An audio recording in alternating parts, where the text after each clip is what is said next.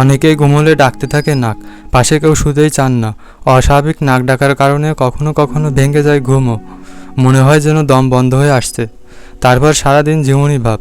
আপনি জানেন কি, আপনার অজান্তেই ঘুমের মধ্যে হার্ট অ্যাটাক হতে পারে। কী কী কারণে নাক ডাকেন?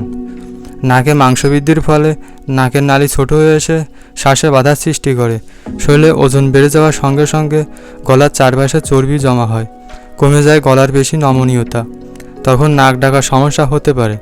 জন্মগত কারণেও শ্বাসযন্ত্র সরু হলে বা চোয়ালে কোনো সমস্যা হলেও নাক ডাকতে পারেন।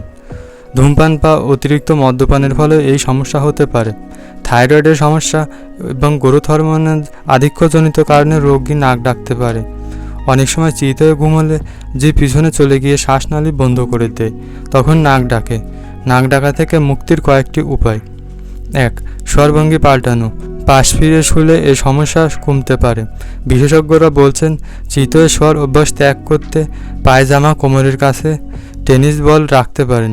এতে ঘুমের মধ্যে আপনি চিতয়ে শুয়ে যাওয়া থেকে রেহাই পাবেন। 2. ওজন কমানো। অতিরিক্ত ওজন নাক ডাকার সাধারণ কারণগুলোর একটি, তাই ওজন নিয়ন্ত্রণে রাখার চেষ্টা করুন, তবেই এই সমস্যা কমবে। 3. মদ্যপান ও ধূমপানের অভ্যাস ছাড়ুন। অ্যালকোহল কিংবা মদ জাতীয় পানীয় জীবের পেশিগুলি শিথিল করে দেয়, এতে শ্বাসনালী সংকুচিত হয়ে পড়ে, ফলে মানুষ নাক ডাকতে পারে। এই অভ্যাস ত্যাগ করুন। 4. ভালো ঘুমের চেষ্টা। অনিদ্রার অনেকগুলো কুফলের মধ্যে একটি নাক ডাকা। প্রতিদিন একটি নির্দিষ্ট সময় ঘুমোতে যাওয়া এবং নির্দিষ্ট সময় ঘুম থেকে ওঠার অভ্যাস করুন। 5. ঘুমানোর আগে প্রচুর জল খান। এই অভ্যাসও নাক ডাকার সমস্যা কমিয়ে দিতে পারে। আজ এ পর্যন্তই, দেখা হচ্ছে পরবর্তী ভিডিওতে। সে পর্যন্ত সবাই ভালো থাকবেন। ভিডিওটি ভালো লাগলে লাইক ও শেয়ার করুন এবং নতুন নতুন ভিডিও পেতে চ্যানেলটি সাবস্ক্রাইব করে পাশে থাকুন। ধন্যবাদ।